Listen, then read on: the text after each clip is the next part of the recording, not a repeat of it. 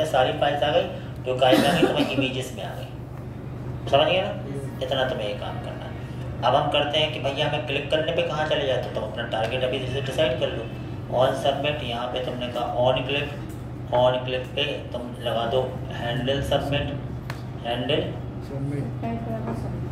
Submit और एक handle submit लेके सबमिट करवाना। तो हैंडल सबमिट पे क्या होगा, ये कहानी थोड़ी तुम्हें इम्पोर्टेंट है, ये कहानी इंपॉर्टेंट है। तो हम चाहें तो इसकी कॉपी पेस्ट कर सकते हैं, लेकिन हम समझाते हुए करेंगे।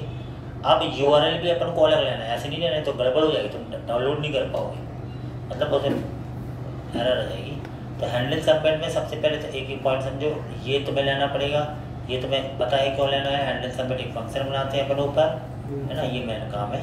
तो एक बार कोर्स करना, खुद से करना, तुम कॉपी पेस्ट ऐसे ज़्यादा मत करना, देख देख के खुद से ही करना तुम, क्योंकि तुम सीखने के लिए कर रहे हो, तुम्हें बेचना थोड़ी है प्रोडक्ट, नहीं समझे।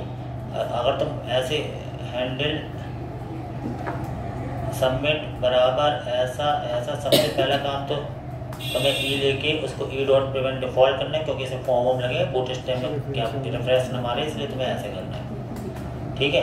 अगला काम तुम्हें क्या करना है, अगला काम तुम्हें एक लेना है जावास्क्रिप्ट का फॉर्म डेटा कंस्ट्रक्टर।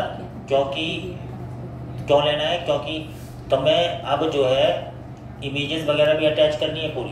तो फॉर्म डेटा, एक न्यू फॉर्म डेटा ले लिया, ये रिएक्ट नहीं है, फॉर्म डेटा तुम्हें मालूम है कि फॉर्म डेटा में मतलब फॉर्म डेटा से ही अटैच होकर फाइल जाएगी। ये ले लिया, एक नया वेरिएबल ले लिया। अब क्या करना है, अब बात समझना, हम क्या कर रहे हैं, फॉर्म डेटा में की अपेंड कर रहे हैं। फॉर्म डेटा में हम पहले वो भी अपेंड, क्योंकि अब एक ही साथ सारा डाटा जा रहा है।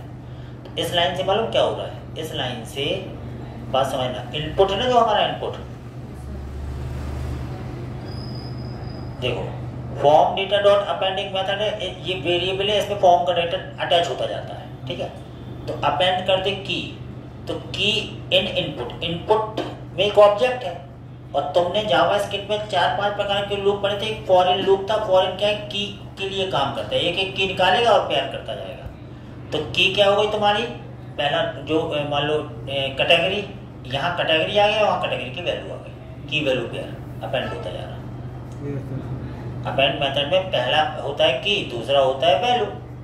तो की इनपुट यानी की इन इनपुट, अगर तुम इस की को प्रिंट करा तो इनपुट से सारी की निकल जाएंगी। तुम्हें इन लूप पढ़ा है ना जावास्क्रिप्ट का, सर की की जगह कुछ और नहीं लिख सकते, कुछ भी, ये तो कोई कीवर्ड थोड़ी है। कैटेगरी लिखी पहली बार निकलेगा तो कैटेगरी आ जाएगी, जो तुमने जो इनपुट में तो पूरा भरा है ना, सब आ जाएगा। हाँ ना, एक बार की, भाई फॉरेन होता है, फॉर ऑफ होता है, फॉरेन की निकालता है, की के लिए काम करता है।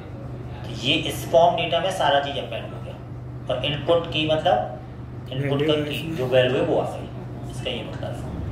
अब इसके बाद जो है, अब तुम्हें इमेज के लिए करना, तो इमेज के लिए भी तुम्हें अपेंड करना पड़ेगा। जैसे इमेज है, इमेज के लिए तुम कैसे अपेंड करोगे, एक और फॉर लूप लगाओगे ऐसा, फॉर एक वेरिएबल चाहे इमेजेस डॉट लेन, इमेजेस एक अरे है, और इमेजेस अपेंड होते हैं इमेजेस 1 में, तो इमेजेस एक ही है और इमेजेस आई वो सब अपेंड उसमें चली जाएंगी। ऐसा करना, तो ये सब कोड तुम्हें मिल जाएंगे। बट अब तुम्हें यूआरएल लगाना, तो ये यूआरएल है ना, ये इतना अपन, अब यूआरएल अपन को तुम्हें कहीं और से लेना पड़ेगा। इतना काम अपन कल करेंगे कि ये कैसे काम करना है इतना।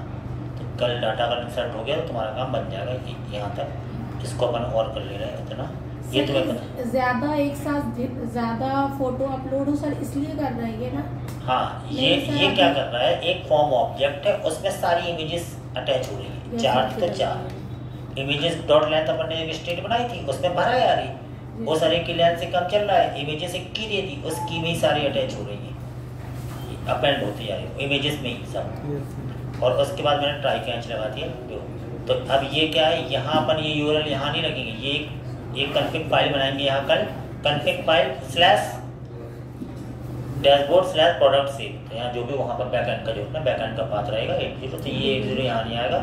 और fcos.post कर दे, हेडर देने की जरूरत नहीं है, फॉर्म डेटा हेडर कंटेंट जी देना दो, नहीं देना नहीं दो, नहीं तो एरर इतना ही, इतनी काम।